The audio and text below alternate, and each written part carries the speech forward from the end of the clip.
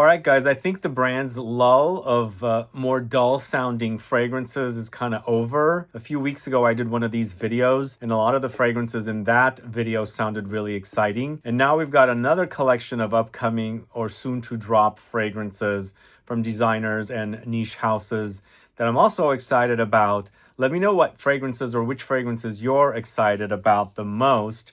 Have you picked up anything new that you were really excited about? I actually did a video on Tom Ford's Black Orchid Reserve. If you haven't caught that video, please do. That was actually discussed a few weeks ago in the previous video like this. And again, these fragrances do sound exciting.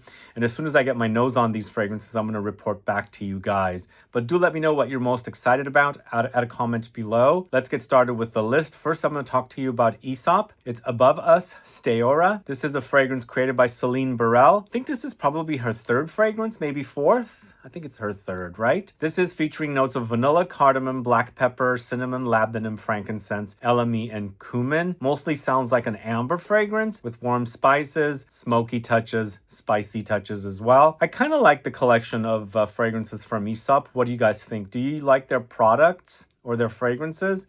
Let me know, add a comment below. We've got a new fragrance from the house of Amouage in their Opus collection. This is 16, Opus 16, and it's Timber, created by Alexis Grugeon. This is probably his second fragrance for the house. And so this is featuring notes of patchouli, lavender, vanilla, cedar, Palo Santo, cardamom, cocoa, cypress, juniper, pink pepper, sandalwood, fir balsam, and green frankincense. So I feel like Amouage throws in a lot of frankincense as much as they can try to get in their fragrances. Are you guys a fan of frankincense and fragrances? How about Amouage?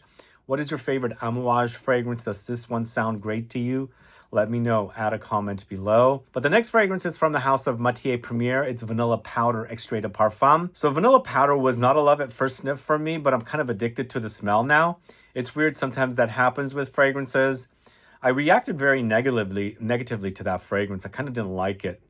But, you know, it grows on you. This one grew on me like Baccarat Rouge 540, although Baccarat Rouge 540 took me a lot longer to appreciate. This one, probably like a year and a half, and I'm into it. But now they're launching another extrait. I think this is the 5th extrait from this house or the 6th extrait from this house, created by Aurélien Guichard. It's coconut powder, tonka beans, vanilla, Palo Santo, white musk. Are you a fan of vanilla powder? Are you looking forward to the extract? Do you enjoy the original? And are there any fragrances that took you a while to really dig? Like you hated it at first, or it bothered you when you first smelled it, then all of a sudden you're addicted to it. It happens. It happens quite a bit, and let me know if it's happened to you. All right, we've got a fragrance from the house of Penhaligons. It's The Cut, created by Paul Guerlain over at IFF. He's definitely from the Guerlain family, but there was a brand that actually released a fragrance created by him. It's Reine de Saba, and he did a fragrance for them. And Reine de Saba puts the names of the perfumers, and so what they listed on the fragrance as the perfumer for their fragrance created by him was Paul G. But he's got a new fragrance for Penhaligons. It's featuring notes of basil, cedar, clary sage, cypress, fir balsam, lavender, peppermint, and vetiver. Are you looking forward to The Cut? Does it sound great to you? Seems to be a very aromatic, woody fragrance. We'll see what it's all about. Kind of sounds a bit like a fougere as well.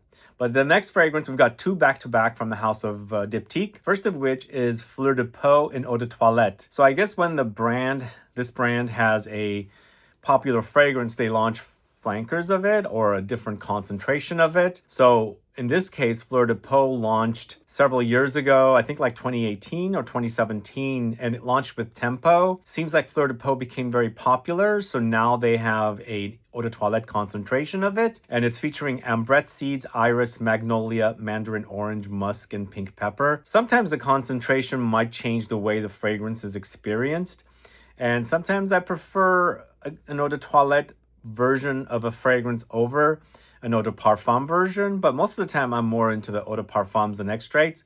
Let's see what this one's all about. Are you a fan of the OG Fleur de Peau? Let me know. Add a comment below. And the next fragrance from Diptyque is called Lazulio. Now it's in the collection of 5 very expensive fragrances that Diptyque launched last August, a year ago. Now they're dropping another one, and this time created by Canton Biche. Does sound great to me. It's vetiver, rhubarb, floral notes or flowers, and benzoin. So seems to be not very complex. This collection seemed a bit underwhelming, although there was two that I liked. One I really liked. I still haven't picked up any. They've never ended up at the discounters. I haven't found a deal on these fragrances. They were just a bit underwhelming, unfortunately. But let's see what this one's all about. I love Diptyque. I've been a big fan of Diptyque, but things are a little different at Diptyque recently. What do you guys think? Are you a fan of this collection that features this new fragrance, Lazulio? Let me know, add a comment below. Then we've got a fragrance, a new one from the house of Balmain. It's Queer Elise. It's green jasmine, leather, petalia, pink pepper, raspberry, sandalwood. This most likely is a Givaudan perfumer. I know Canton Biche has done several Balmain fragrances. Did he do this one as well? Now, I know Canton Biche has used that note Petalia. It's featured in Marseille from Comme des Garçons. So I feel like this is a Givaudan perfumer. And, you know, he has created several of the fragrances from Balmain. So we shall see what this one's all about. Let me know if you're excited. And nobody talks about the Balmain fragrances. I wonder why. Are they just not exciting to you guys? Let me know, add a comment below. And speaking of leather, we've got a new one from Paco Rabanne's upper end collection of fragrances. This is called Burning Leather. I still haven't picked up any of the fragrances in this collection. I enjoyed 3 of them when I sampled them at Selfridges in London last August, a year ago. But the new one is launching. It's orris butter, maple syrup, labdanum, and leather. Seems like an ambery, sweet, syrupy, powdery leather fragrance. I actually did buy their discovery set, and I did a video on the fragrances. If you haven't caught that video, go catch that. Actually, I should say this is not even Paco Rabanne anymore. It's just called Rabanne because Paco Rabanne passed away, and they dropped the Paco name of the brand. So let me know if you've gotten your nose on any of the fragrances I've spoken about so far.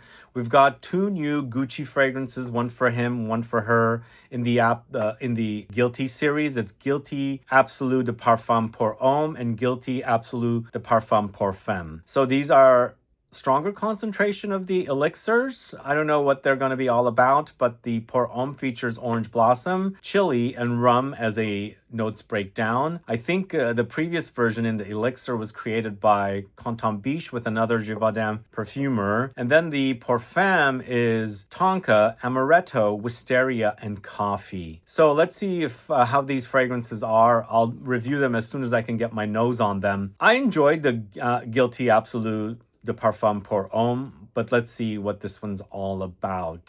Recently, I featured the elixir.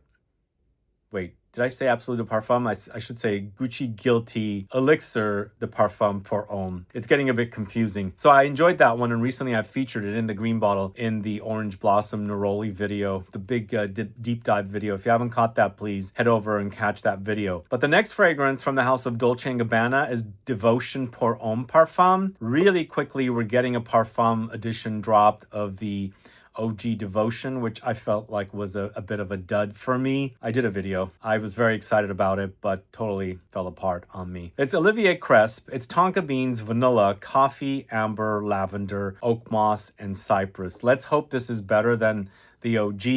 If he can deliver great designer fragrances for the ladies, it should be accomplishable for the guys as well. I'm hoping it's a good one. Let me know your thoughts on this one. Did you enjoy the OG Devotion Pour Homme? Add a comment below so I can find out. All right, we've got a new fragrance from the house of Byredo. It's called Alto Astral, created by Jérôme Epinay. Jérôme Epinay does a lot of the fragrances for Byredo, and again, we've got a new one. And this is featuring notes of sandalwood, aldehydes, cashmeran, amber, incense, jasmine, musk, and coconut water. Sounds a bit strange with the coconut water thrown in there, but there must be a purpose for it to be featured there. Aldehydes is also kind of getting popular. They already have aldehydes in a fragrance called Blanche. So we've got aldehydes in here as well. Let's see how prominent it is in Alto Astral. If you've gotten your nose on it, let us know, add a comment below. But Comme des Garçons also has a brand spanking new fragrance created by Guillaume Flavigny. Now, Guillaume Flavigny does all of the fragrances for The Harmonist, and he's a Givaudan perfumer, I believe, in New York. This is Comme des Garçons Max Richter 01. That's what it's called, Max Richter 01. And the notes breakdown is graphite, marigold, ylang ylang, resins, allspice, cumin, black pepper, vetiver, patchouli, and cedar. So it sounds like a typical Comme des Garçons fragrance. Let's see what Guillaume Flavigny has done with it. I enjoy the brand. I like their fragrances. They're a bit out there, but I love them.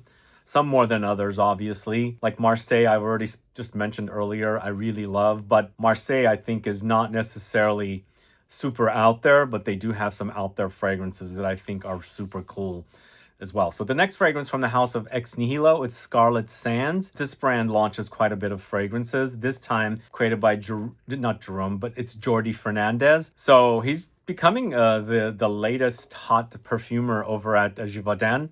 This is back-to-back Givaudan perfumers.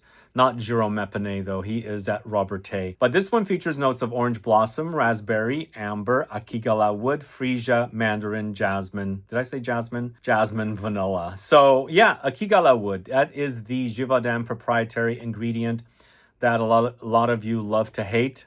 Do you guys enjoy it? It's supposed to be like a pared down, cleaned up patchouli. But, I mean, I love patchouli anything, right? But I think a lot of people associate it with like the amber woods experience in a lot of fragrances, but I don't get that from the akigala wood. But we'll see what it's all about. Scarlet Sands sounds great, and Jordi Fernandez has been doing some great fragrances lately, and I'm looking forward to this one. All right, another fragrance from the house of Boadicea the Victorious. This is called L'Annecy. Is that what it says? L'Annecy. Created by Celine Herbet. This one seems very simplistic compared to a lot of other fragrances that they've launched when they list a ton of notes breakdown for it.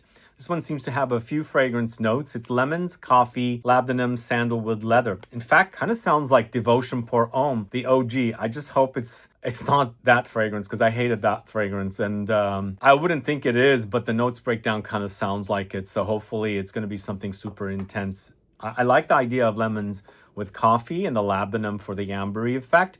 It also has sandalwood and leather. So it seems to be like a very base heavy fragrance, which it sounds like it's definitely something Boadicea the Victorious does. But with the fact that they've only listed about 5-6 notes, it seems kind of simplistic to me. If you've gotten your nose on it, let us know. Let me know if you're a fan of this house, and add a comment in the info box or the comment section, and let me know what are your favorite fragrances from BTV. But next, going to the house of Ralph Lauren, we've got Ralph's Club New York. So this series keeps going, and I actually smelled this recently. I was visiting someplace, and I was at a Ralph Lauren store, and they had it there. You know, I kind of liked it, but I felt like it was something sort of inspired by Aventus, but some other fragrances as well. I feel like it's very citrusy, fresh, and fruity up top, and then it changes direction. It does have a slight mass market men's fragrance DNA in the dry down, but I felt like it was better than the OG Ralph's Club fragrances, except for the elixir. I felt like the elixir was quite good. But this features notes of bergamot, green mandarin, leaves, blackcurrant, bourbon geranium, sandalwood, lavender, moss, bourbon vanilla, fir balsam, absolute, and resinoid. Let me know if you've got your nose on it.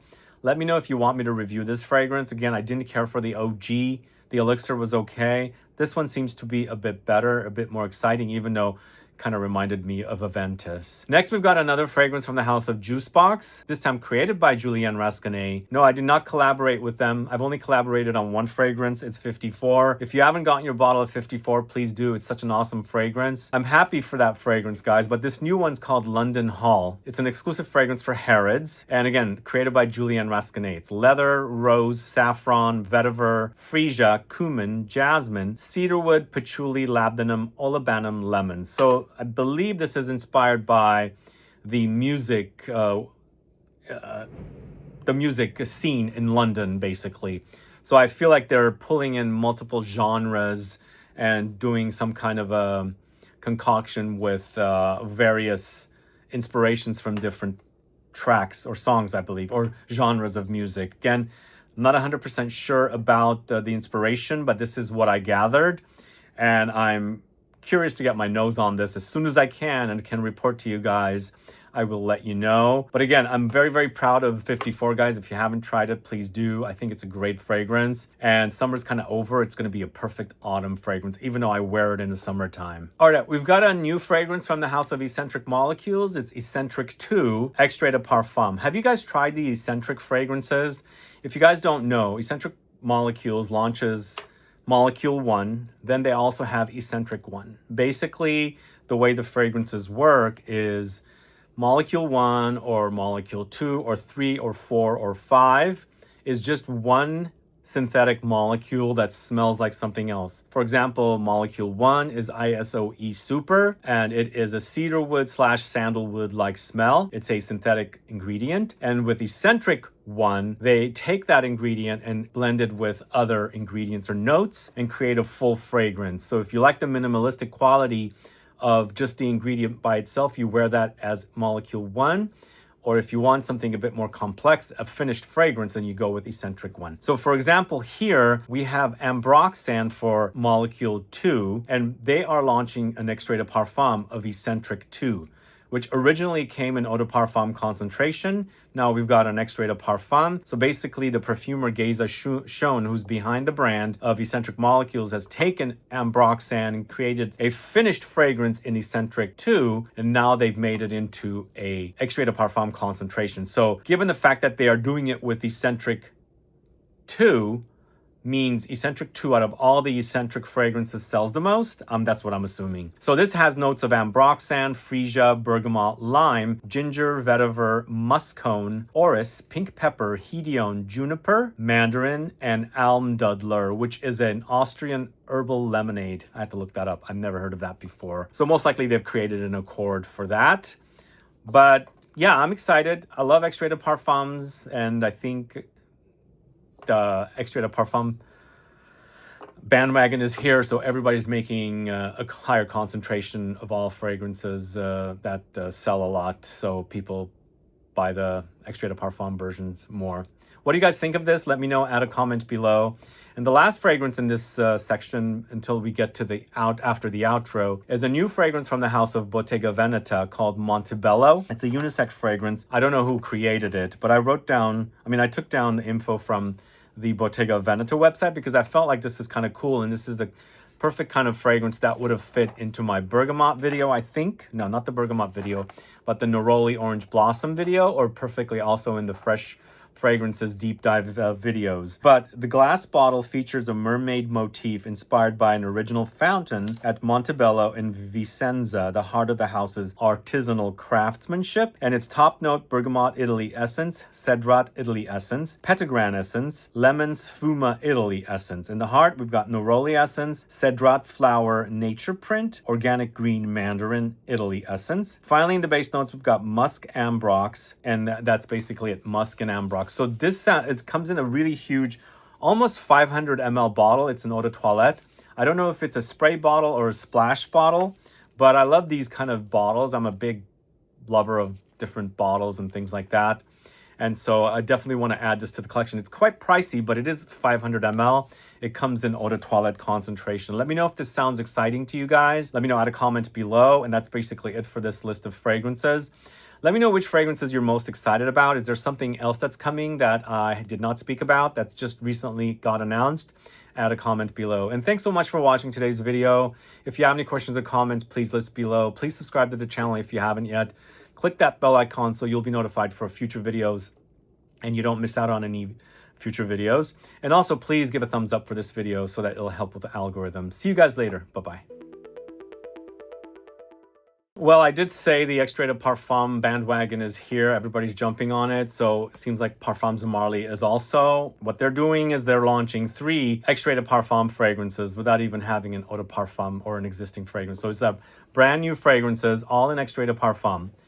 And I believe they're unisex offerings. So the first one is called Aragon. It's Extrait de Parfum, as I said, cinnamon, patchouli, and vanilla. Sounds exciting to me, but sounds simplistic with the notes breakdown. The next one is called Carios. It's red mandarin, red thyme, and I thought they would put red tonka beans, but they didn't. It's just tonka beans. So this one sounds okay. The next one is Valerio. It's geranium, lavender, and ambroxan. I do want to get my nose on all 3 of these. The first one sounds the best. The Aragon, cinnamon, I love. Patchouli, vanilla, I think it would be perfect for the autumn and winter months. It seems like if it's Extrait de Parfum and it's super strong and beefy, which we know Parfums de Marly can do. That one's the most exciting for me. The one that sounds the least exciting is Carios. But again, sometimes fragrances don't sound exciting and I smell them, I'm like, wow, that's amazing. And sometimes they sound exciting and I smell them, I'm like, what the hell is that?